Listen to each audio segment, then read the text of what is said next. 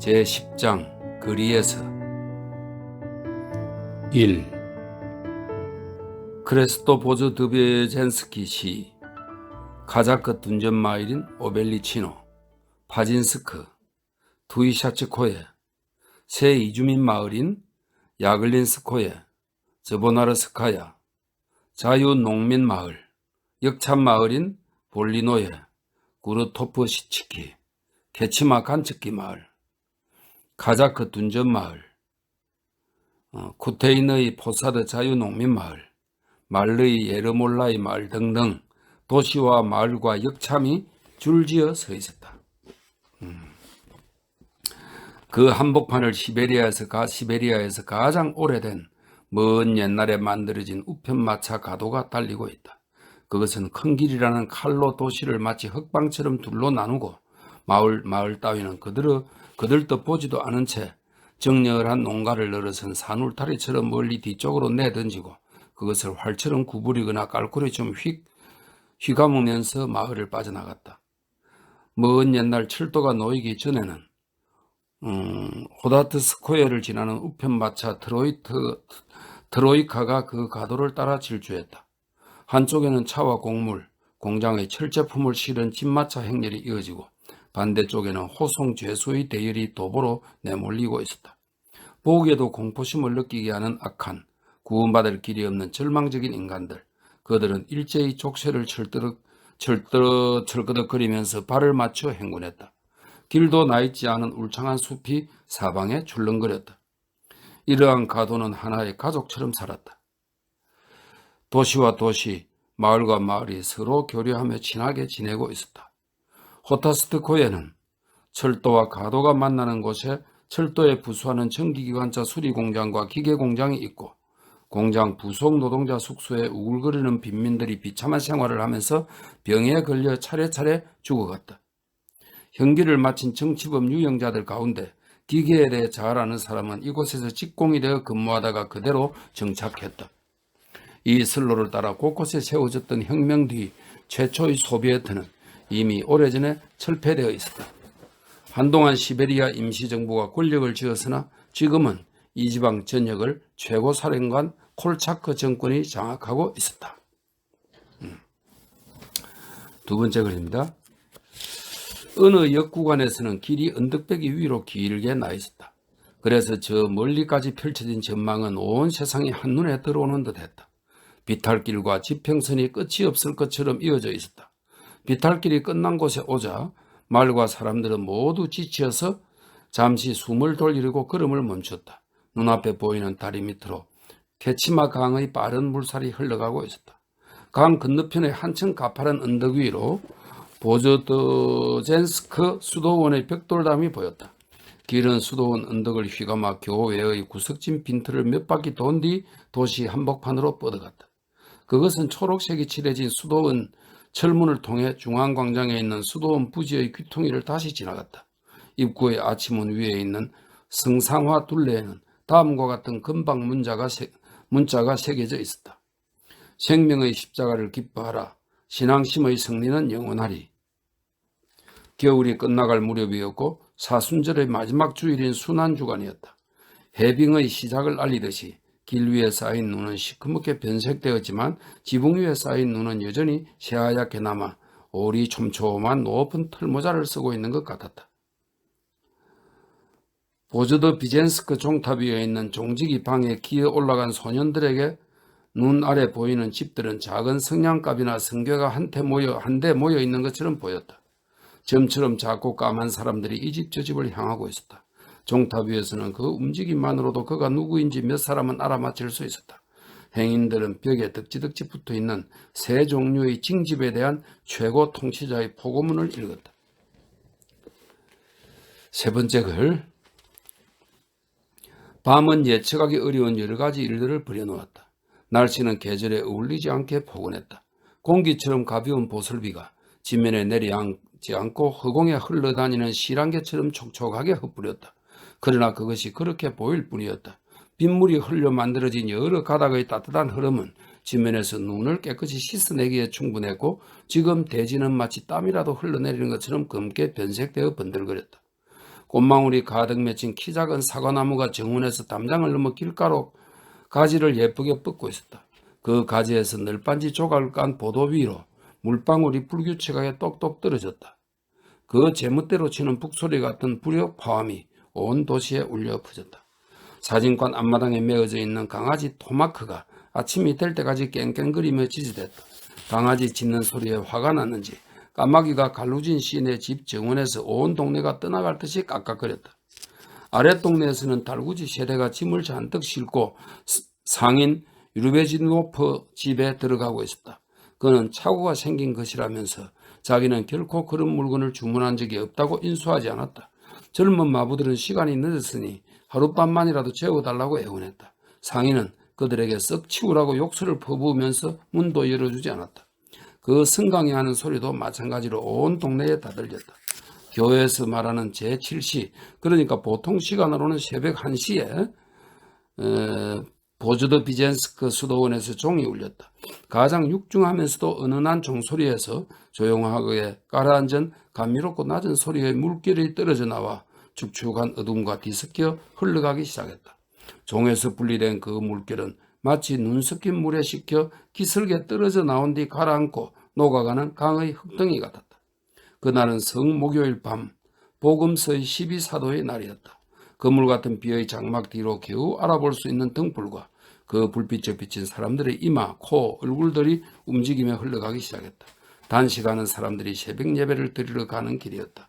15분쯤 지나자 수도원에서 널빤지가 깔린 보도를 걸어가는 발소리가 들렸다. 가게 안주인인 갈루지나가 이제 막 시작된 새벽 예배에서 빠져나와 집으로 돌아가는 길이었다. 그녀는 머리에 플라토크를 쓰고 덜 외투는 단추를 끌러 풀어 헤친 채 어지러운 발걸음으로 뛰어가기도 하고 제자리에 멈춰 서기도 했다. 교회 안의 답답한 공기에 속이 좋지 않아 바깥으로 나온 그녀는 지금은 예배를 마치지 못한 것과 2년 동안 단식을 걸은 것이 부끄럽기도 하고 창피하기도 했다. 그러나 그녀가 슬픔에 잠긴 것은 그런 이유 때문은 아니었다. 낮에 그녀는 곳곳에 나붙어 있는 동원형 벽보를 보고 비탄에 잠겨 있었다.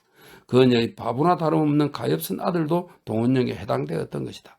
그녀는 그 불쾌한 일을 머리에서 떨쳐버리려고 했지만 어둠 속에서 허옇게 떠오르는 종이 쪽지를 볼 때마다 그것이 생각났다. 엎어지면 코가 닿을 만큼 가까운 골목에 그녀의 집이 있었지만 이대로 바깥에 있는 편이 훨씬 마음이 편했다. 그녀는 숨막히는 듯한 집안에 들어가고 싶지 않아서 잠시 바깥에 있기로 했다. 우울한 생각들이 그녀를 괴롭혔다. 만일 그녀가 그것들을 입으로 읊조리며 하나하나 짚어나간다면 새벽이 되어도 적절한 의와 시간 모두 부족할 것이다. 하지만 이 거리에 서 있으면 근심거리가 한꺼번에 달아나 버리고 수도 모퉁이에서 광장 한 구석까지 두세 번 왕복하는 몇 분 동안 그 모든 것을 잊을 수 있었다.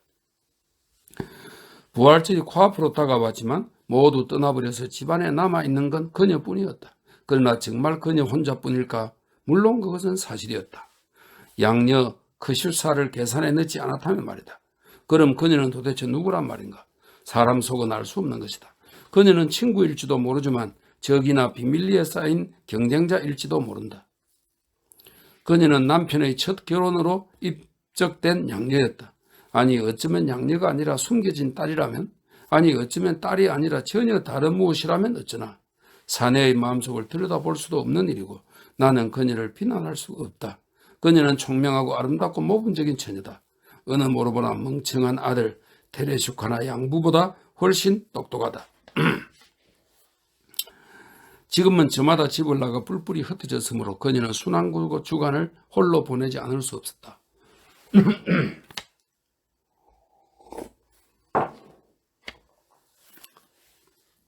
남편 블라세슈카는 가도를 따라다니면서 징집된 신병들에게 전쟁에서 공을 세워야 할 사명이 부여되었다고 충고하고 격려하는 데 열중하고 있었다. 멍청한 사람, 제 자식부터 죽음을 눈앞에 둔 위기에서 구해줘야 할 것 아닌가. 아들 테레슈카도 더 이상 견디지 못해 부활절을 하루 앞두고 달아나고 말았다. 장소를 옮겨 바람도 쐬고 기분도 전환하려고 구테인의 파사드에 있는 친척집을 찾아간 것이다. 그는 실업학교에서 퇴학당했다. 성적이 나빠 2년 동안 낙제했는데 3년째 되던 해에 동정의 여지도 없이 쫓겨나고 말았다. 아, 이렇게 답답할 때가 오 하나님, 어찌자고 이렇게 모든 일이 잘못되어 버린 것일까? 그녀는 일이 손에 잡히지 않았고 더 이상 살고 싶지도 않았다. 어쩌다가 이 모양이 되고 말았나? 이 모든 게 다 혁명 탓일까? 아니야, 그렇지 않아. 이건 다 전쟁 탓이야. 전쟁에서 꽃 같은 사내들은 모두 전사하고 아무짝에도 쓸모없는 쓰레기들만 남았잖아. 내 아버지, 청부업자인 아버지의 집에서 이런 일이 있었던가? 아버지는 술이라면 입에 대지도 않았고 글을 읽고 쓸 줄도 알고 살림살이는 넉넉했다. 숙모가 둘, 폴야와 올야. 두 자매는 이름도 참으로 잘 어울렸고 둘 다 미인으로 쌍둥이처럼 닮았다. 제법 이름깨나 날리는 키가 후리후리하고 풍채가 좋은 대목수들도 아버지 집을 열심히 드나들었다. 언젠가 자매들은 필요가 없는데도 한꺼번에 7가지 색깔로 목도리를 짜겠다는 엉뚱한 생각을 했다. 그가 놀랍게도 멋지게 성공하자 그 목도리는 군 내에서 화제거리가 되었다. 아무튼 그 무렵에는 모든 것이 교회에서 예배도 무도회도 사람들도 예절도 모두 친절하게 조화를 이루어 언제나 즐거웠다. 가족들은 모두 서민들로 농민과 노동자 출신의 상인이었지만 말이다. 러시아 동안 처녀 시절을 맞고 있었고 오늘날의 오합지졸과는 비교도 할 수 없을 진실한 숭배자들과 옹호자를 거느리고 있었다. 그러나 이제 그 빛은 사라지고 시민 변호사나 무력하고 보잘것없는 작자들만이 밤낮을 가리지 않고 혀를 놀리며 집기를 대고 있었다. 블라스슈카와 그 친구들은 샴페인과 밝은 희망을 통해 그 옛날의 황금 같은 시절을 돌이킬 수 있다고 생각하고 있다. 정말 그것으로 잃어버린 사랑을 되찾을 수 있을까? 그러기 위해서는 산을 옮기고 땅을 뒤엎을 만한 노력을 해야 할 것이다. 4.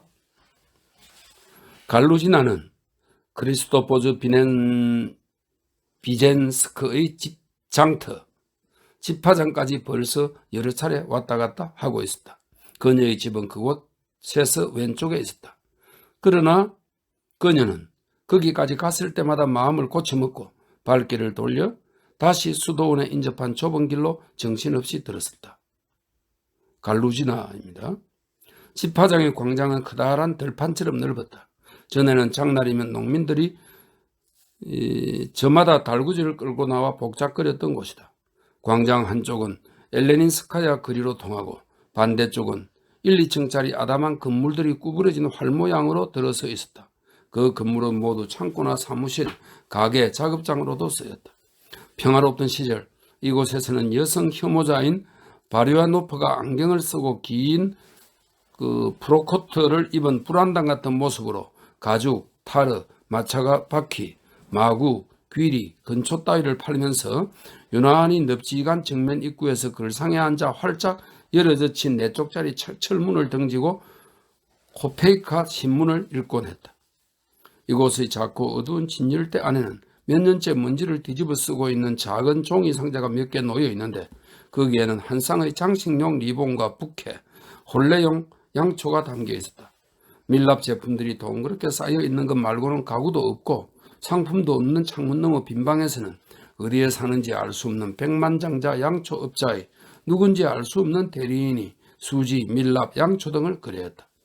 상설거리 한복판에는 갈루진의 식민지 물산을 취급하는 창문이 3개 달린 커다란 잡화상이 있었다. 그곳에서는 칠을 하지 않아 바닥이 갈라져 버린 마루를 하루에 3번씩 온종일 점원과 주인이 시도 때도 없이 마시는 홍차 찌꺼기를 이용해 닦고 있었다. 신혼의 주부였을 때 갈루지나는 즐거운 마음으로 가끔 계산대에 앉아있곤 했다. 그녀가 좋아하는 빛깔은 연한 보라색과 제비꽃 같은 짙은 보라색, 특히 성직자의 제복 빛깔, 꽃피기 전의 라일락 빛깔, 그녀의 멋진 벨벳 드레스의 빛깔, 모두 이 보라색 계통입니다. 유리로 만든 포도주병의 빛깔이었다. 행복의 빛깔, 추억의 빛깔, 혁명 이전의 러시아 처녀의 색깔 또한 그녀에게는 밝은 라일락 빛깔처럼 생각되었다. 그리고 녹말과 설탕, 유리병에 든 검은 금포도로 만든 연한 라일락색 캔디의 좋은 향기가 나는 가게 안을 비추는 저녁 어스름이 그녀가 좋아하는 색깔과 비슷하기 때문에 계산대에 앉아있기를 좋아했다. 이곳의 목재창고 옆 골목에는 사방에 금이 가고 낡은 잿빛 목조 2층 집이 중고 대형 여행 마차처럼 서 있었다. 그 건물에는 방이 4개 있고 2개의 입구가 정면 양쪽에 나 있었다. 아래층 왼쪽은 잘킨드의 약국이 들어있고 오른쪽은 공정인 사무소였다.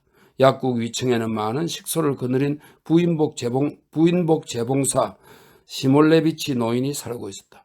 재봉사 내 주거의 반대쪽, 즉 공정인 사무소 위층에는 많은 세입자들이 살고 있고 그 직업은 문에 마치 도배라도 하듯이 붙여놓은 간판과 명함에서 알 수 있었다. 이곳에서는 시계를 수리하고 구두 기술자가 주문을 받기도 했다.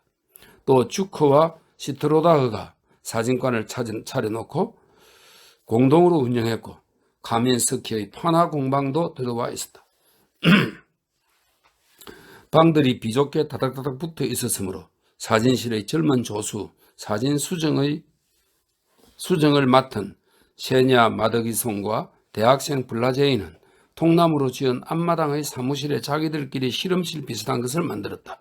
사무실 창문에서 희미하게 새어나오는 빨간 램프빛으로 보아 지금도 그곳에서 작업을 하는 모양이었다. 바로 그 창문 밑에서 강아지 토비커가 쇠사슬에 묶여 엘레닌스카야 거리 전체를 향해 날카로운 목소리로 지저대고 있었다. 북적거리면서 한 곳에 모여 있구나. 갈루지나는 잿빛 건물 앞을 지나면서 생각했다. 빈곤과 불결의 소굴이야. 그러나 금방 그녀는 남편 블라스 파오모비치가 유대인을 증오하는 것은 옳지 않다고 생각했다. 그들은 국가의 운명에 어떤 의미를 지니기에는 수적으로 너무 보잘것없었다. 그런데도 러시아가 이 같은 무질서와 혼란에 빠지게 된 원인이 무엇이냐고 셰물레비치 노인에게 물으면 그는 입술을 일그러뜨리고 얼굴을 찡그리고 이를 드러내면서 이렇게 대답했다. 그건 모두 레비아 놈들 때문이지. 하지만 그녀는 대체 무슨 생각을 하고 있는 것일까? 그녀의 머릿속에는 무엇이 가득 들어있는 것일까? 과연 문제는 그런 것이었던가? 그런 일에 재앙이 있는 것일까? 재앙은 도시에 있다. 러시아는 도시에 의해 지탱되고 있는 것이 아니다. 사람들은 교양에 매혹되고 도시에 끌려 손을 내밀었지만 닿지 않았다. 기슭에서 떠난 건 좋지만 다른 기슭에서 닿을 수가 없었다. 하지만 어쩌면 그 반대로 모든 죄악은 무지에 있는지도 모른다. 학자는 지구 전체를 넘어서서 모든 것을 미리 예측한다. 그러나 우리는 목이 잘리고 나서야 모자가 없다는 사실을 깨닫는다. 마치 그 밀림 속에 있는 것과 같다. 그렇다고 지금 세상에서는 교육을 받은 사람들이 편히 살고 있는 것도 아니다. 식량난으로 도시에서 쫓겨나고 있으니 말이다. 그렇다. 이건 알아두어야 한다. 아마 악마라도 뭐가 뭔지 모를 것이다. 그러나 아무래도 문제는 바로 우리네 농촌 친척들이 아닌가. 셀리터빈 씨네, 셀리버린 씨네, 판필 파르흐 씨네, 네스트로 판크트로 형제가 그렇지 않은가. 자신들의 손이 주인이고 자신들의 머리가 임금인 사람들이다. 한길가에 있는 새로운 농장들이 눈길을 끈다. 저마다의 파종 면적은 약 15대샤치나 각주시작이 뭐야? 약 15헥타르네. 15대사치냐 각주시작. 아이고 참. 그 장은 전혀 생소한 것들만 나와요. 그래요. 그 거리를 쫙 지금 어떤 거리를 설명합니다. 말, 양, 소, 돼지 등의 온갖 가축들이 있고 3년치 식량이 비축되어 있다. 농기구들도 볼만하다. 탈곡기까지 있다. 콜차크는 아침을 하며 자기 편을 들게 하려고 애썼고 군사위원들은 수포의 의용군에 가담하라고 회유했다. 전쟁에서 게오르기 훈장을 받고 귀향했기에 서로 앞다투어 교관으로 채용하고 싶어 했던 것이다. 현역이든 아니든 교육을 받은 사람은 어느 곳이나 필요했기 때문이다. 말하자면 아직은 쓸모가 있는 셈이었다. 어느덧 집으로 돌아가야 할 때가 되었다. 여자가 오랜 시간 거리에서 배회하는 것은 보기 좋은 모습이 아니다. 자기 집 정원이라면 아무 문제 없지만 그곳은 진창길이어서 진흙탕에 빠져버리기 십상이었다. 이제는 마음도 조금 후련해진 것 같았다. 이처럼 이것저것 생각을 불려보았지만 그 실마리를 품지 못한 채 갈루지나는 집으로 갔다. 그러나 집 앞에서 형광 계단을 밟는 순간 그녀에게 또다시 많은 생각이 밀려왔다. 그녀는 호다스트코에의 지금의 지도자들을 떠올렸다. 어느 정도 안면이 있는 사람들로 수도에서 추방된 정치범 티베르진과 안티포프, 무정부주의자인 검은깃발 버도피첸코 초르노이, 이 고을의 황금공인 고르시냐 베젠스에 의했다. 그들은 모두 동지였다. 과거의 세상을 크게 떠들썩하게 했고 지금도 무슨 음모를 꾸미려고 작당하고 있었다. 그들은 그렇게 하지 않고는 살 수 없는 사람들이다. 한평생 기계를 조작하며 살아왔기 때문인지 그들 자신도 기계처럼 냉혹하고 차가웠다. 그들은 좁기 위해 짧은 신사복 윗도리를 입고 전염병에 걸릴까봐 골재 파이프로 권련을 피우고 끓인 물을 마셨다. 남편인 블라시슈카에게는 아무것도 기대할 것이 없지만 이들은 모든 것을 뒤집어 엎으면서 제 고집대로 처리하고 만다. 그 다음으로 그녀는 자신에 대해 생각했다. 그녀는 자신이 인상이 좋고 개성적이며 아직 젊었을 뿐만 아니라 현명한 여성이고 매우 훌륭한 인간이라는 것을 알고 있었다. 그러나 뒷골목의 이 구석에서는 아니 어느 곳에서도 그녀의 그런 자질 가운데 어느 것 하나도 인정받지 못했다. 지우랄리의 지방에서는 바보 여자 센테투리아를 노래한 소교가 널리 불렸는데 그녀도 그 첫 부분을 흥얼거릴 수 있었다. 센테투리아는 달구지를 팔아 발랄라케아를 샀다네. 그러고는 온통 외설스러운 말뿐이었는데 이곳에서는 자기를 빗대어 그 소교를 부르고 있다고 그녀는 생각했다. 그녀는 괴로운 듯 깊은 한숨을 내쉬며 집으로 들어갔다. 다섯 번째, 그녀는 털외투를 입은 채 응접실을 지나 침실로 들어갔다. 침실 창문은 정문 왼쪽에 나 있었다. 어느덧 밤이 되어 실내와 창문 밖 정원의 그림자가 서로 겹쳐져서 구별이 거의 가지 않았다. 창문 커튼이 축 늘어진 모습은 희미한 유곽을 그리며 시커멓고 앙상한 모습으로 정원에 서 있는 나무의 형태와 매우 비슷했다. 호박단처럼 정원에 깔린 끝나가는 겨울의 어둠은 대지를 뚫고 가까이 다가온 봄의 진보랏빛 열기 속에 따스하게 느껴졌다.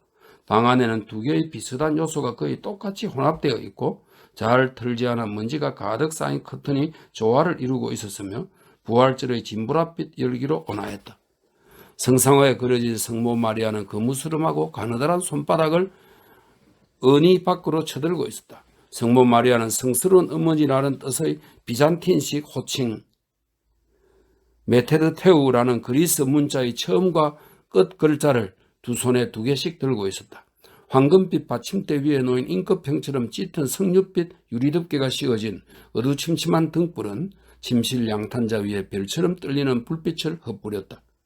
플라토크와 외투를 벗어던지면서 무리하게 몸을 트는 바람에 옆구리가 다시 따끔따끔 아프고 갈비뼈에 찌르는 듯한 통증이 시작되었다. 그녀는 깜짝 놀라 비명을 지르며 이렇게 중얼거렸다. 슬퍼하는 자들의 편에 서신 순결한 성모 마리아시여, 어서 구원의 손길을 뻗어 세상을 보호해 주소서. 그리고 울음을 터뜨렸다. 이윽고 통증이 가라앉자 그녀는 다시 옷을 벗기 시작했다. 그런데 이번에는 깃과 등 뒤에 있는 고리가 손에서 미끄러져 부드러운 옷감의 주름 사이에 숨어버렸다. 그녀는 끙끙거리며 꼬리를 찾았다. 그때 양녀 크슈나가 그녀가 들어온 것을 알고 잠에서 깨어나 방으로 들어왔다. 컴컴한 데서 뭘 하세요? 어머니, 제가 벗겨드릴까요? 괜찮다. 이만하면 잘 보이니까. 올리가 닐브로나 어머니, 제가 벗겨드릴게요. 억지로 그러지 마세요. 울고 싶은 만큼 손가락이 마음대로 움직이지 않는구나. 그 재봉사는 바느질을 제대로 할 줄 몰라. 옷단을 아래까지 몽땅 뜯어서 그놈의 얼굴에 집어 던지고 싶구나. 성십자가 교회에서는 노래를 아주 잘 부르던데요. 조용한 밤이라서 이곳까지 들려왔어요. 아주 잘들 불렀지. 난 또 시작이군. 또 여기저기 쑤시기 시작했어. 온몸이 한 군데도 안 아픈 데가 없어. 무슨 죄를 지어 이 모양인지 도저히 어찌할 바를 모르겠다. 동종요법인 스티도프스키가 도와드렸잖아요. 언제나 실천할 수 없는 충고만 해주었지. 그 동종요법 의사는 돌팔이 아니었니? 그는 아무짝에도 쓸모없는 돌팔이야. 또 그렇다 하더라도 이젠 떠나버리고 없잖아? 가버리고 없어. 아니 그 사람만이 아니야. 부활절이 되기 전에 모두 도시를 빠져나가버렸어. 도대체 무슨 지진이라도 일어난 거냐? 그렇지만 전쟁 포로인 한가리 의사가 어머니를 치료해 드렸잖아요. 그것도 소용없어. 너에게 말하지만 정말이지 아무도 남지 않고 다 떠나버렸어. 알고 보니 케레이라요사는 다른 마자르 사람들과 함께 군사 분계선 너머에 있더구나. 우리 귀여운 아들도 평화주의자로 남아있지 못하도록 적군에 징집되고 말았잖니. 건강에 지나치게 신경을 써서 그런 거예요. 신경가민이라고요. 이런 경우에는 최면요법이 효과가 있어요. 병사의 아내인 주술사가 어머니를 주술로 말끔히 치료해 준 거 기억하세요? 통증이 말끔히 사라지고 말았잖아요. 그 여자, 그 병사의 아내 이름이 뭐였더라? 잊어버렸어요. 이름이 생각나지 않아요. 그만둬라. 넌 정말로 나를 바보 천치로 생각하고 있구나. 게다가 어쩌면 혹시 내 등 뒤에서 센테투리아를 부를지도 모르지. 어떻게 그런 말씀을? 그건 죄악이에요, 어머니. 그 군인 아내의 이름을 생각해 내주시는 편이 훨씬 나아요. 혀끝에서 뱅뱅 도는데 기억해내기 전에는 계속 마음에 걸릴 것 같아요. 그 여자는 치마보다도 이름이 더 많은데 네가 어떤 이름을 기억하고 있는지 내가 어떻게 알아? 쿠바리아라고도 하고 메스베데치아라고도 하고 또 절루다리하라고도 하지. 그 밖에도 이름이 10개쯤 더 있단다. 지금은 이 부근에 있지도 않아. 연극무대가 막을 내려서 들판의 바람처럼 사라져버렸어. 이 하나님의 종은 캐지마 감옥에 수감되었어. 낙태를 시키고 무슨 알약을 만들었다는가 봐. 하지만 그녀는 감방생활이 견딜 수 없었던지 탈옥에서는 극동의 어딘가로 달아나 버렸대. 정말이지 모두 뿔뿔이 흩어져 버린 거야. 블라스 파보이비치, 테레샤, 폴야 아주머니, 마음이 약해서 말이야. 농담이 아니라 바보 같은 우리 두 사람을 떼놓으면 이 도시에는 제대로 된 여자가 한 사람도 남아있질 않아. 의사의 도움 따윈 전혀 필요 없어. 행여 무슨 일이 일어나면 그것으로 그만. 아무도 불러서는 안 돼. 참 유리아틴의 모스코바에서 온 유명한 의사가 한 사람 있다던데 교수고 자살한 어느 시베리아 상인의 아들이라더라. 내가 그 사람에게 편지를 쓰려고 생각하는 동안 적군은 20군데나 검문소를 설치해서 길에 재채기할 곳도 없다니까. 뭐 이런 얘기지만 이건 다른 얘기지만 자 이제 그만 가서 자렴. 나도 좀 누워야겠구나. 블라지인 학생은 너 때문에 제정신이 아닌 모양이던데 왜 거절하는 거니? 어차피 숨기지도 못할 거라면서. 봐라. 얼굴이 개처럼 빨개져서 그 가엾은 학생은 내가 맡긴 사진을 현상하려고 성스러운 밤을 꼬박 세워 일하고 있을 게다. 자기들이 잘 수 없으니까 다른 사람들을 못 자게 할 거야. 그들이 키우는 토미크란 강아지가 온 동네가 떠나갈 듯이 짖어대고 우리 사과나무에서는 까마귀가 저렇게도 우르대니 오늘도 쉽게 잠자기는 걸렸다. 그런데 너 정말로 화가 났구나. 괜히 조금도 건드렸다간 큰일 나겠는걸. 대학생들이란 처녀 가슴에 애정이나 뿌리고 다니는 존재에 지나지 않아. 6번째 글입니다. 걔가 왜 저렇게 짖어댈까? 무슨 일인지 내다봐야겠는데 쓸데없이 짖어댈 리가 없잖아. 잠깐만 이도치카. 얌전히 입 다물고 있어요. 주위를 살펴봐야 하니까. 우스틴 자넨 가지 않아도 돼. 그리고 15불 그대로 있어. 자네들이 없으면 곤란하니까. 중앙에서 파견된 대표는 잠시 기다려달라는 부탁을 듣지 못하고 빠르고 지친 목소리로 연설을 계속했다. 시베리아에 있는 부르주아 군사정권의 약탈, 금품 탈취, 폭력, 총살, 고문의 수법에 자연히 그릇된 견해를 갖게 된 사람들은 눈을 뜨지 않으면 안 됩니다. 이 정권은 노동자 계급뿐만 아니라 본질적으로 모든 근로농민들까지 적대하고 있습니다. 시베리아와 우랄 지방의 노동농민들이 반드시 이해해야 할 것은 도시 플로레타리아와 병사들, 키르키스와 브라드 지방 가난한 농민들과의 연대를 통해서만이 그는 가까스로 자기 연설을 제지하려는 것을 알고 입을 다물었다. 그리고 손수건으로 땀에 젖은 얼굴을 닦은 다음 피곤한 듯이 눈두덩이 퉁퉁 부은 눈을 감았다. 그의 주변에 서 있던 사람들이 낮은 목소리로 말했다. 잠시 쉬었다가 계속하시죠. 자, 목이나 축이세요. 불안해하고 있던 발치산 대장에게는 이렇게 말했다. 불안해하실 것 없습니다. 모두 잘 되고 있으니까요. 창문에는 신호등이 있습니다. 보초가 열심히 망을 보면서 손짓으로 신호를 보내는 중입니다. 그러니 보고에 대한 토론을 다시 시작해도 괜찮을 것 같습니다. 자, 말씀하시죠. 이로치카 동지. 문에서 멀리 떨어진 넓은 헛간 내부의 말끔히 청소된 한쪽 구석에서 비합법 집회가 열리고 있었다. 장작 더미가 천장에 닿을 만큼 쌓여 문 옆에 붙은 사무실과 입구를 가로막고 있었다. 위험이 닥쳤을 때에는 지하로 내려갈 수 있고 지하에서는 수도원 벽 저편에 콘스탄티노프스키 골목의 어석한 뒤편으로 나가는 출구가 있었다. 핏기 없는 칙칙한 올리브색 얼굴에 검은 구렛나루를 기미까지 기른 보고자는 대머리를 가리려고 검정색 무명 모자를 쓰고는 신경 가면으로 땀을 흘리면서 힘들어했고 끊임없이 얼굴의 땀을 닦아내고 있었다. 그는 탁자 위에 놓인 석유램프 위로 흘러나오는 뜨거운 열기에 담배꽁초를 대어 탐욕스럽게 불을 붙이려 하면서 테이블 위에 흩어진 서류 위로 몸을 구부렸다. 그는 근시가 심한 눈으로 재빨리 신경질적으로 서류를 훑어보면서 음산하고 지친 목소리로 말을 이었다. 우리는 도시와 농촌에 사는 가난한 사람들의 이 연대를 오직 소비에트를 통해서만 실행할 수 있습니다. 원하든 원하지 않든 시베리아 농민들은 이미 오래전에 시베리아 노동자들이 투쟁하기 시작했던 목적을 위해 매진하게 될 것입니다. 그들의 공동 목표는 인민에게는 혐오스러운 제독과 가자크 수령의 독재 정권을 타도하고 모든 인민의 무장 동기로서 농민들과 병사들의 소비에트 권력을 확립하려는 것입니다. 발끝까지 무장한 부르주아의 용병, 가자크 장교들과 맞서 싸우기 위해서는 정당하고 전면적이며 완강하고 꾸준한 투쟁을 수행해야 합니다. 그는 다시 말을 멈추고 땀을 닦은 다음 눈을 지그시 감았다. 누군가가 규칙을 무시한 채 자리에서 일어나 손을 번쩍 쳐들더니 이의를 제기하려고 했다.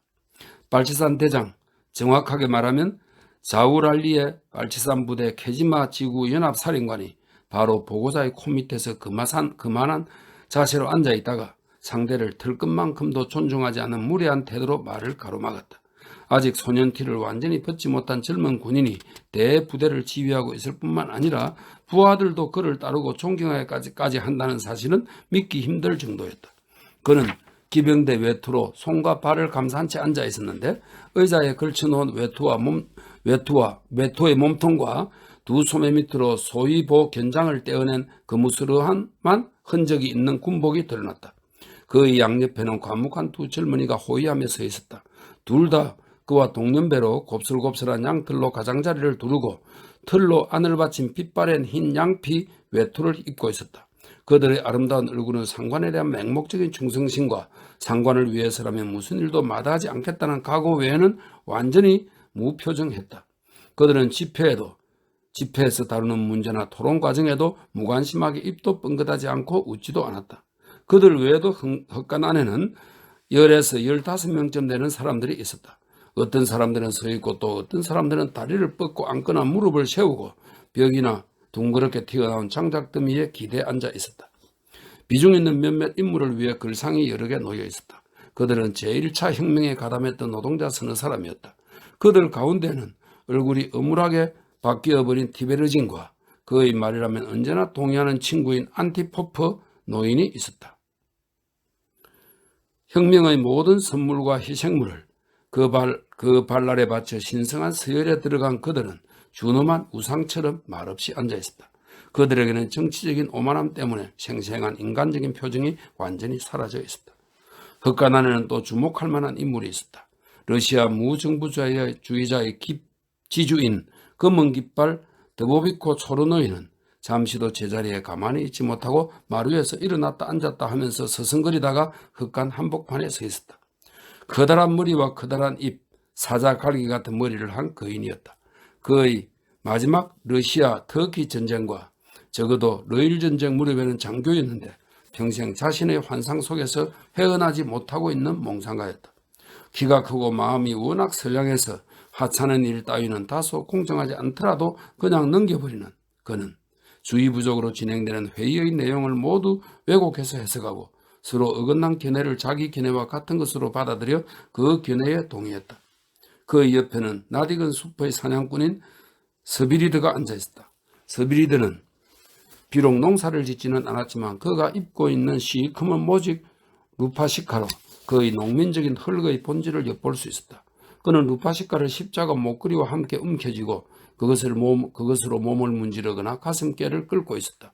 그는 브라트계 혼혈로 그는 모르지만 친절한 농민이었다. 숱이 많은 머리를 가늘고 짧게 닦고 있고 콧수염이 듬성듬성했으며 구렛나루는 몇 가닥밖에 없었다.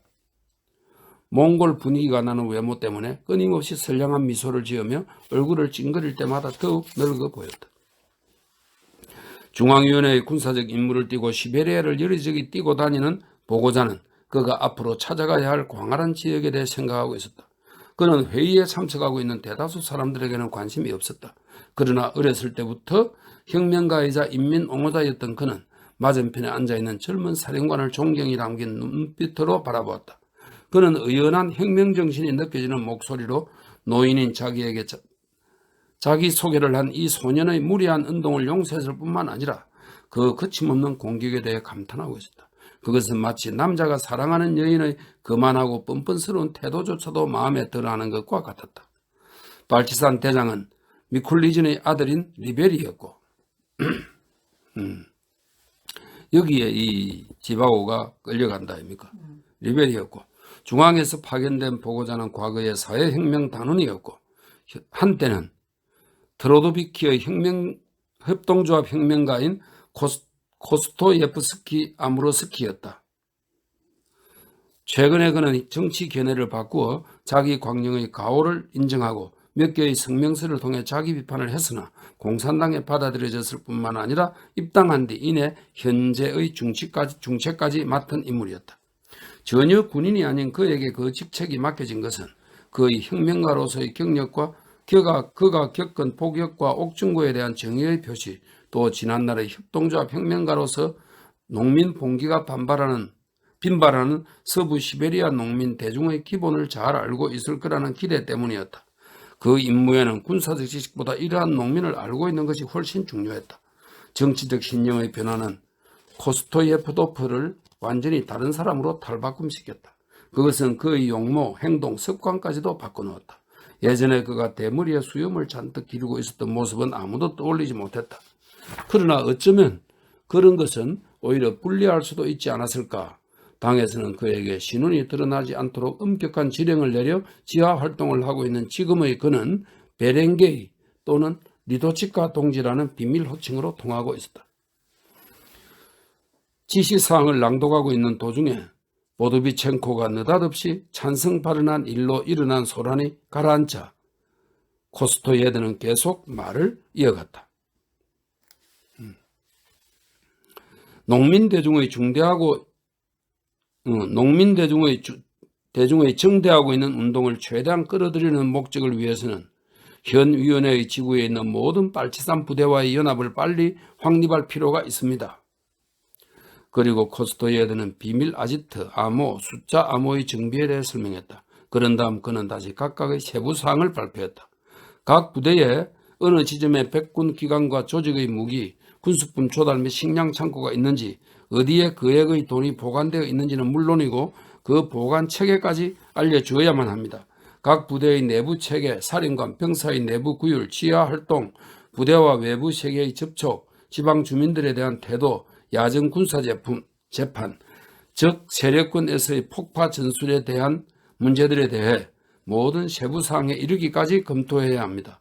이를테면 교량, 철도, 선박, 화물선, 역사, 기계 설비가 있는 수리공장, 전신, 광산, 식량에 대해서입니다. 리베리는 참을성 있게 듣고 있었으나 한계에 이르고 있었다. 그 모든 이야기가 그에게는 어설픈 잠꼬대로밖에 여겨지지 않았다. 그래서 그는 마침내 입을 열었다. 훌륭한 강연이군요. 유념해 두겠소. 아마 적군의 지원을 잃지 않으려면 그 모든 것을 아무 반대 없이 받아들여야 하겠지요. 물론입니다. 그런데 존경하는 이도치카 선생, 제 얘기를 포병과 기병을 포함한 우리 세계 연대병력이 오랜 전투 끝에 적을 격퇴하고 난 지금에 와서 당신의 그 유치한 각본을 따르라 이겁니까? 정말 대단하군. 정말 강력한 힘이야. 코스토예프는 그렇게 생각했다. 티베르진이 두 사람 사이에 끼어들었다. 그는 리베리의 오만한 말투가 못마땅해서 입을 열었다. 실례지만 보고자 동지, 나는 자신이 없군요. 어쩌면 내가 지시사항 가운데 한 대목을 잘못 받았었는지도 모릅니다. 내가 한번 읽어보겠습니다. 제대로 지었는지 확인하고 싶었어요. 혁명단 당시 전선에 가서 군사 조직에 소속되어 있었던 고참병을 위원회로 드리는 것은 매우 바람직하다. 하사관 한두 명과 군사기술자 한 명을 위원회 포함시키는 것이 좋다. 어떻습니까? 코스토예프트 동지. 정확합니까? 정확합니다. 한 단어도 틀리지 않았어요. 그렇다면 이 같은 지적을 해야겠군요. 나는 군사 전문가에 대한 사항이 마음에 걸립니다. 1905년의 혁명에 가담했던 우리 노동자들은 군인이라면 불신하는 버릇이 있습니다. 그들 가운데는 언제나 반혁명 분자들이 끼어 있으니까요. 사방에서 고함이 들끓었다. 그만두시오. 어서 결의문을 채택합시다. 해산할 시간입니다. 너무 늦었어요. 나는 다수 의견에 찬성합니다. 보도비첸코가 굵직한 저음으로 말했다. 시적인 표현을 빌린다면 시민적 제도는 대지에 심은 나무가 뿌리를 내리듯이 민주주의를 바탕으로 밑바탕부터 성장해야 합니다. 자코뱅 독재 정권의 가오가 바로 거기에 있었고 국민공회가 테르마르트 파에 의해 무너진 것도 바로 그런 까닭이었으니까요. 오늘은 참으로 신성한 날이요. 방랑벽에 있는 친구 스비리드가 거들었다. 그건 어린아이들도 다 아는 사실이지. 조금 더 일찍 생각해냈다면 좋았을걸. 오늘은 이미 늦었어. 지금 우리의 사명은 물불 가리지 않고 싸워서 한 걸음씩 진전하는 것이요. 어쨌든 참고 견뎌봅시다. 일단 발을 내디디으니 이대로 물러설 수는 없지 않겠소? 스스로 차려놓은 음식이니 먹도록 합시다. 우리 자신이 바다로 뛰어든 이상 불평하지 말고 풍덩 빠지는 거요. 결의요, 결의. 사방에서 촉구하는 소리가 일어났다. 토론이 좀 더 이어졌으나 누가 무슨 말을 하는지 산만에 알아들을 수가 없었다. 그들은 집회를 마치고 한 사람씩 조심스럽게 집으로 돌아갔다. 7번째 글입니다. 가도를 따라 그림처럼 아름다운 장소가 한 군데 있었다. 가파른 비밀을 내려오듯이 하여 가파른 비탈을 내려오듯이 하며 뻗어있는 쿠테인의 포사드 마을과 그 아래로 드문드문 흩어져 있는 말로이 에드몰라의 마을인데 물살이 빠른 파친카 강이 흘러 양분되어 있으나 거의 맞붙어 있는 것처럼 보였다. 쿠테인의 포사드에서는 군대에 징집된 신병들의 송별회가 열리고 말로이 에르몰라이에서는 부활절로 한때 중단되었던 징병검사가 재개되었다. 징병위원회는 세르레제 대령의 지휘 아래 말로이 에르몰라이와 인접지역 징집 해당자들을 검사했다. 징병검사를 할 때면 기마 민경과 가자크 병이 마을에 주둔하곤 했다. 이날은 부활절의 사흘째 되는 날로 계절에 걸맞지 않게 따뜻하고 바람 한 점 불지 않는 이런 봄날이었다. 출발 준비를 갖춘 신병들을 위해 음식이 마련된 테이블이 불의 통행에 지장을 주지 않도록 가도 한쪽에서 조금 떨어진 구네인의 포사드의 길바닥에 차려져 있었다. 하얀 식탁보가 땅에 닿을 듯이 깔려있는 테이블은 반듯하게 나란히 놓여있지 않고 찌그러진 호수처럼 길게 이어져 있었다. 마을 사람들은 음식을 추려면서 신병들을 대접했다. 기본적으로 장만된 음식은 부활절 준비를 위해 만들고 남은 훈제 햄 2쪽과 부활절용 원통형 빵 몇 개, 부활절 치즈 케이크 2개였다. 그 긴 테이블 위에는 소금에 절인 버섯과 오이, 새콤한 양배추 절임이 담긴 깊은 접시와 집에서 구워 두툼하게 선 흑방 접시, 염색한 부활절 달걀이 높이 쌓여있는 넓직한 접시도 몇 개 차려졌다. 그 빛깔은 장미색이나 하늘색이었다. 겉은 장미색 아니면 하늘색이지만 속은 새하얀 달걀 껍질이 식탁 주변의 풀밭 위에 여기저기 떨어져 있었다. 젊은이들이 양복 속에 받쳐입은 서처도 장미색이거나 하늘색이었고 여자들의 드레스도 마찬가지였다. 하늘에 유유히 떠도는 구름 또한 장밋빛, 하늘도 마치 처녀들과 함께 흘러가는 것처럼 보였다. 블라스 파우모비치 갈루지니 토바시카 허리에 두른 인조 비단띠도 장미색이었다. 그는 장화 뒤축으로 쿵쿵거리며 발을 좌우로 내어 던지듯이 하면서 거의 뛰다시피 파프누치켄 시인의 그 집은 테이블이 놓여있는 위쪽의 언덕 위에 있었다. 그쪽으로 형광계단에서 테이블 쪽으로 내려와서 축사를 시작했다. 그러니까 이 갈루진이 그 집 파프누치켄 시인의 형광계단에서 테이블 쪽으로 내려와서 축사를 시작했다. 여러분, 나는 샴페인 대신 집에서 담근 이 술 한 잔을 여러분의 건강을 위해 들겠습니다. 길단하는 젊은이들이여, 여러분의 앞날을 축복하고 또한 무사 안녕을 위해 신병 여러분, 여러 가지 이유로 나는 여러분과 축배를 들고 싶습니다. 잘 들어주세요. 여러분 앞에 놓인 험난한 길은 동족 상잔의 피로 조국의 사나를 물들인 압제자들로부터 조국을 결사적으로 수호하기 위한 십자가의 길입니다. 인민들은 피를 흘리지 않고도 혁명을 달성할 수 있으리라는 희망을 품어왔으나 볼셰비키 당은 외국 자본의 앞잡이가 되어 총칼의 야만적인 힘으로 인민들의 염원인 헌법제정회의를 해산하고 아무런 방어도 하지 못한 사람들의 피로 강물을 이루게 했습니다. 장도에 오르는 젊은이들이여, 우리의 동맹국에 대한 의무로서 러시아군의 실추된 명예를 회복합시다.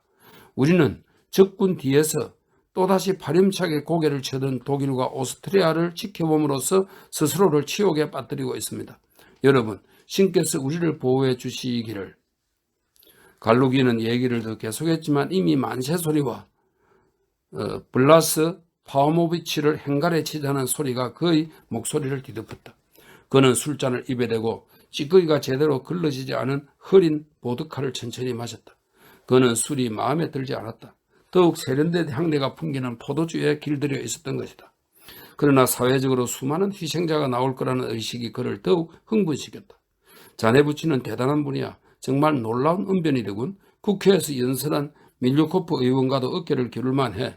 술에 취해 떠들고 있는 사람들 속에서 고로시카 바르랴브 이호가 옆자리에 앉은 친구인 테렌테 갈루진에게 반쯤 꼬부라진 혀로 그의 아버지를 죽게 세웠다. 정말 옳은 말씀이지. 대단한 분이야. 뭐 괜히 열을 올리시는 것 같지는 않아. 저 연설로 자네를 징집 면제가 되도록 하실 모양인데. 무슨 소리를 하는 거야, 고로시카. 부끄럽지도 않아? 징집 면제라니. 그런 말이 어디 있어? 너하고 같은 날 통지서를 받았는데 징집 면제라니. 우리는 같은 부대에서 근무하게 될 거야. 난 시립학교에서 쫓겨났어. 쓰레기 같은 놈들. 어머니께서 얼마나 가슴 아파하는지 몰라. 어쩌면 특별 의료군이 될지도 모른다고. 우린 일개 졸병이 되는 거야. 너희 아버지는 정말 멋진 연설을 하시지. 그 방면으로는 명인이셔. 정말 어디서 그런 재주를 얻으셨는지 타고나셨나 봐. 체계적인 교육이라고는 전혀 받으신 적이 없으니까. 샤니카 파프누티켄에 대한 소문을 들었어? 들었지. 정말 중병에 걸린 모양이던데. 고칠 수도 없어. 평생 앓다가 죽을 거야. 다 제 잘못이지. 뭐 찾아가지도 말라더군. 어떤 상대를 사귀는지가 문제야. 그 사람은 이제 어떻게 되는 거야? 비극이지. 자살을 기도해서. 지금 에르몰라이의 위원회에서 징병 검사를 받고 있는데 합격할 거야. 자기 말로는 빨치산 부대에 들어가고 싶다더군. 사회의 악에 대해 복수하겠대. 이봐 코사카, 넌 감염될 거라고 말하지만 그 사람한테 가지 않더라도 다른 병에 걸릴 수 있잖아. 네가 무슨 얘기를 하고 싶어 하는지는 알고 있어. 물론 너도 그럴 경험이 있지만 그건 병이 아니고 비밀스러운 학습일 뿐이야. 코사카, 그런 소리를 찌꺼리면 낯짝을 갈겨버리고 말겠어. 친구한테 그런 소리를 하다니. 이런 거짓말쟁이. 농담을 해본 것뿐이니 진정해. 너한테는 그런 이야기를 하고 싶었어. 나는 파젠스크에서 부활지를 보냈거든. 그런데 파젠스크에서 잠시 머무는 한 여행자가 개인의 해방이라는 제목으로 강연을 했는데 너무 흥미롭더군. 난 그런 것이 마음에 들어. 난 무정부주의자가 될 생각이야. 그 사람 말로는 힘은 우리의 내부에 있다는 거야. 성과 성격이라고 하더군. 그건 동물적인 증기와 각성이래. 어때? 대단한 천재라는 생각이 들지 않아? 그런데 난 술이 오르는 모양이야. 주위에서 너무 고함을 질러대서 귀가 멍멍한 게 아무것도 못 알아듣겠어. 더 이상 참을 수가 없군. 테레시카, 입 다물어. 이 암캐 주둥이 틀어막으란 말이야. 여자 앞치마 같은 놈아. 코시카, 다시 이야기해봐. 나는 사회주의에 대한 건 한마디도 이해할 수 없어. 예를 들면 사보타주. 이건 무슨 뜻이야? 앞으로 어떻게 될 거라는 얘기지? 내가 말했잖아, 테레시카. 난 그런 말이라면 교수 뺨칠 만큼 잘 알아. 귀찮게 굴지 마. 난 취했어. 사보타주는 서로 한 패거리란 뜻이지. 사보타주니크라고 하면 너하고 그 상대는 한 패라는 거야. 알겠어? 이 멍퉁거리야. 난 완전히 욕인 줄로만 알았어. 하지만 전기의 힘에 대해서는 네 말이 맞아. 난 광고를 보고 베테르부르크에서 전기 밴드를 주문하기로 결심했지. 활력음을 높이려고 말이야. 대금은 물론 물건과 맞교환이야. 그런데 갑자기 새 혁명이 일어나는 바람에 밴드까지 신경을 쓸 수가 있어야지. 테렌티는 그 다음 말을 할 여유가 없었다. 가까운 곳에서 엄청난 폭발음이 울려 술에 취해서 시끄럽게 떠드는 목소리를 집어삼켰다. 1분쯤 지나자 그 소음은 더욱 무질서한 위력을 발휘하기 시작했다. 테이블 앞에 앉아있던 사람들의 반이 자리에서 뻘떡 일어선 채 잔뜩 얼어붙어 있었다. 어떤 사람들은 비틀거리며 그 자리에서 달아나려고 했지만 견디지 못하고 식당 밑으로 쓰러져 그대로 코를 골기 시작했다. 여자들은 비명을 질렀다. 대소동이 시작되었다. 블라스 파우모비치는 원인을 찾으려고 사방을 두리번거렸다. 처음에 그는 쾅 하는 폭발음이 어딘가 구테인의 바로 옆, 어쩌면 테이블 바로 근처에서 난 것이 아닌가 생각했다. 그는 목이 빳빳해지고 얼굴은 새빨개져서 목청껏 소리쳐 댔다. 우리 대열에 몰래 숨어들어 이렇게 부끄러운 짓거리를 하는 유다 같은 놈이 누구야? 어느 망할 녀석이 이런 수류탄 놀이를 하고 있어? 어떤 놈의 소행인지 밝혀지기만 하면 내 자식 놈이라고 해도 그런 불황당 같은 놈은 모가지를 비틀어버리겠어. 여러분, 이따위 장난을 친 놈을 그냥 두어서는 안 됩니다. 당장 색출해내야 합니다. 무태이놈이 포사드 마을을 포위해서 그 놈을 잡아들입시다. 그 못된 놈이 빠져나가지 못하게 해야 합니다.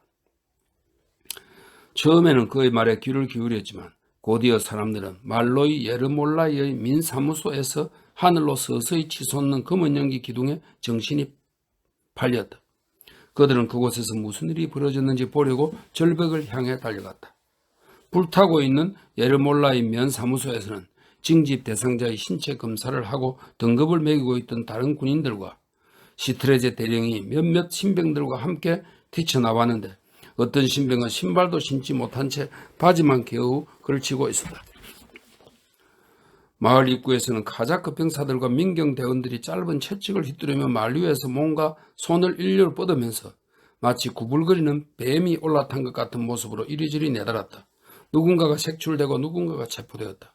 수많은 사람이 길을 따라 구테인의 쪽으로 달아나고 있었다. 그들을 뒤쫓듯이 예르몰라이 마을의 종탑에서 비상경종이 빠르게 불안하게 울려 퍼지기 시작했다. 사건이 더욱 무서운 속도로 꼬리를 물고 일어섰다. 수색은 어둠이 깔릴 때까지 이어졌고 시트레제 대령과 카자크 병사들이 예르몰라의 마을에서 옆 마을인 구테이너이로 거슬러 올라갔다. 순찰대가 마을을 포기하자 집집마다 이잡듯이 수색이 시작되었다. 3페이지 남았어요. 그 무렵 환송회에 모인 사람들의 절반은 술을 너무 많이 마신 탓으로 인사불성이 되어 땅바닥에 쭈그리거나 식탁에 엎어져 코를 골고 있었다. 어둠이 깔리고 나서야 민경대가 마을에 들어왔다는 소식이 전해졌다. 몇몇 젊은 사내들이 민경대를 피하려고 서로 발길질을 하고 달치락 하고 하면서 마을 뒤쪽을 빠져나왔다. 그들은 맨 처음 눈에 띈 지면에 틈이 벌어져 있는 창고의 담장 아래로 기어들어갔다. 어둠 속이라 누구네 창고인지는 알 수 없었지만 생선과 석유 냄새가 나는 것으로 보아서 소비조합 매점의 창고인 것 같았다. 거기에 숨어든 젊은이들은 아무런 양심의 가책도 받지 않았다. 잘못이라고 하면 수문제뿐이었다. 당황하고 놀라서 술 취한 눈으로 생각할 새도 없이 달아난 것이다. 몇몇은 서로 아는 사이였고 그들은 불안당 같은 놈들이어서 가능하면 죽이고 싶은 자들이었다. 그런데 지금은 그 모든 사람이 정치적 색채를 띠고 있었다. 소비에트 지역에서는 단순한 난폭과 비행도 극도의 흑색 백인조로 간주되어 백군 지역에서는 볼셰비키로 여겨지고 있었다. 마루 밑에는 이미 먼저 숨어든 사람들이 있었다. 흙바닥과 창고 마루 사이의 공간은 사람들로 꽉 차 있었다. 크테이너이와 예르몰라의 마을 사람들이 뒤섞여 있고 먼저 온 사람들은 거의 죽은 듯이 취해 있었다. 그들 가운데 일부는 코를 골면서 이를 갈거나 헛소리를 해대고 토하는 사람도 있었다. 창고 밑은 한치 앞도 보이지 않을 만큼 깜깜하고 공기도 통하지 않아 악취가 심했다. 맨 뒤에 들어온 젊은이들은 밖에서 보이지 않도록 구멍을 돌과 흙으로 막았다. 잠시 뒤 코고는 소리와 신음이 멎자 사방이 고요해졌다. 사람들은 모두 평온한 모습으로 잠들어 있었다. 다만 급에 질린 티렌테 갈루진과 예르몰라이의 싸움꾼인 코시카 네어발렌니흐만이 끊임없이 작은 소리로 속삭일 뿐이었다. 이봐, 목소리를 낮춰. 이러다가는 모두 끝장나고 말겠어. 귀를 기울여봐. 시르테제 대령과 그 일당이 왔다 갔다 하는 소리 들리지? 마을 끝에서 줄을 지어 오고 있어. 금방 이곳에 올 거야. 봐, 왔잖아. 죽은 듯이 있어. 숨소리를 냈다가 목을 졸라버리고 말겠어.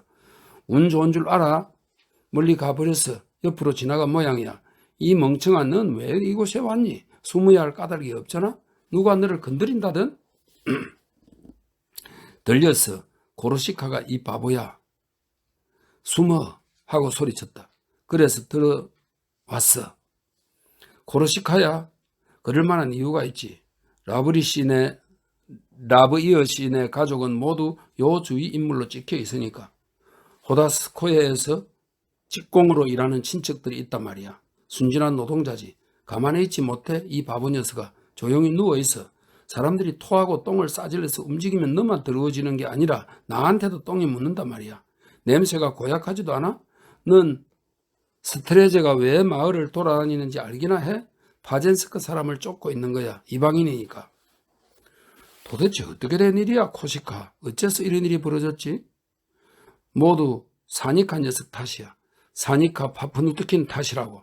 우리는 옷을 벗고 신체 검사를 받고 있었어. 사니카 차례가 되었는데 사니카가 옷을 벗지 않는 거야. 그 녀석은 이미 잔뜩 취한 채로 집무실에 왔어. 서기가 존댓말까지 하면서 옷을 벗으라고 말했지. 사니카는 군인인 서기한테 무례한 태도로 벗지 못하겠다고 하는 거야. 자기 신체의 일부를 남에게 보여주기 싫다면서 마치 부끄러움을 타는 것처럼 말이야. 그러고는 서기 쪽으로 마치 턱이라도 갈겨버릴 것 같은 갈겨드릴 것처럼 팔을 치들고 다가가더군. 어떻게 됐을 것 같아? 말릴 새도 없었어.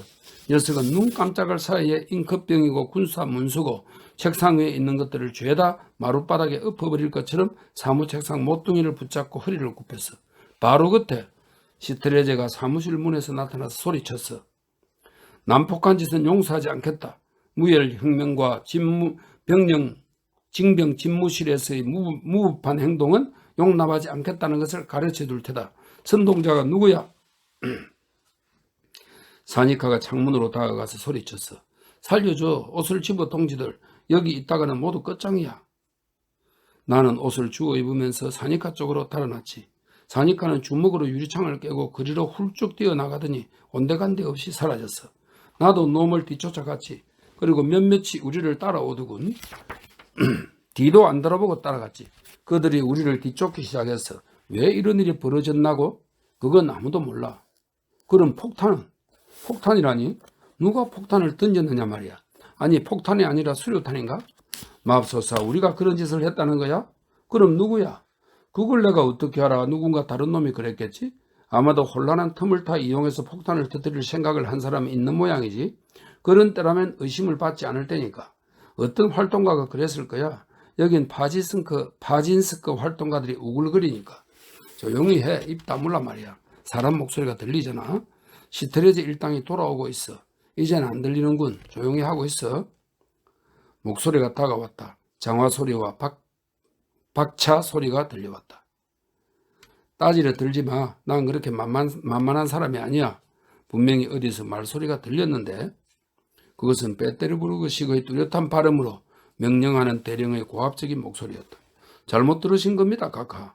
말레이 예르물라이 마을의 촌장이자 수산업 경영자인 오토바진스틱 노인이 말했다. 마을에서 이야기 소리가 들렸다고 해서 이상할 것은 없지 않습니까? 여긴 공동묘지가 아닙니다. 사람들이 이야기를 나눌 수도 있겠죠. 말 못하는 벙어리들만 살고 있는 것도 아니고요. 그렇지 않으면 누군가가 귀신에게 가위 눌린 거겠죠? 아니, 그렇지 않아. 당신이 바보 행사를 하고 있다는 것쯤은 다 알고 있어. 귀신이라니 제법 머리를 썼군. 이러다가는 나중에 국제적인 문제까지 떠벌리겠군. 나중에 후회하게 될 거야. 귀신이라니. 그럴 리가 없습니다. 카카 대령님. 국제적인 문제라뇨? 우거진 전나무 숲도 빠져나갈 줄 모르는 바보 천치들인데요. 옛 기도수도 겨우 드듬드듬 읽을 정도인걸요. 그런데 혁명이라뇨. 첫 번째 증거가 나타날 때까지는 당신들은 그렇게 말하곤 하지. 어쨌든 소비조합의 상점을 구석구석 다 뒤져라. 여기저기 다시 싹 훑어보고 진열대 밑도 들여다봐. 인접한 건물도 수색하고. 알겠습니다, 카카. 파프누트킨, 라브이오, 네어발렛너인 호가 살았건 죽었건 상관없어. 바닷속까지 뒤져서라도 기어이 찾아내고야 말겠어. 그리고 갈루진의 꼬마 녀석도 마찬가지야. 제아비가 아무리 애국적인 연설을 많이 하고 떠벌리고 다녀도 난 관심 없어. 입으로만 떠벌릴 뿐이지. 반동이야. 우리를 속일 수는 없어. 장사치 주제에 연설을 하고 다니는 것부터 벌써 어딘가 미심쩍단 말이야. 아무래도 자연스럽지가 않아. 비밀정보에 따르면 크레스토 보조비스키의 디젠스크에 있는 그놈의 집에 활동가들이 숨어서 비밀 집회를 열고 있다더군. 그 아들놈을 잡아와봐. 아직 그놈들을 어떻게 할 건지는 결정하지 않았지만 잘못이 드러나면 본보기로 가차없이 처형하겠어. 그들이 멀리 이동했다. 그들이 멀리 가버린 다음 코시카 네오발레느요는 죽은 듯이 꼼짝 않던 테레시카 갈루진에게 물었다. 들었어? 그래. 그는 허둥대듯 목소리로 속삭였다. 이젠 너하고 나하고 사시카하고 고르시카가 갈 곳은 숲속뿐이야. 이것들 잡으러 왔는가 봐요. 영원히 그곳에 있겠다는 건 아니야. 놈들이 마음을 바꿔 먹을 때까지 있자는 거야. 사태가 가라앉으면 그땐 돌아올 수 있을지도 몰라.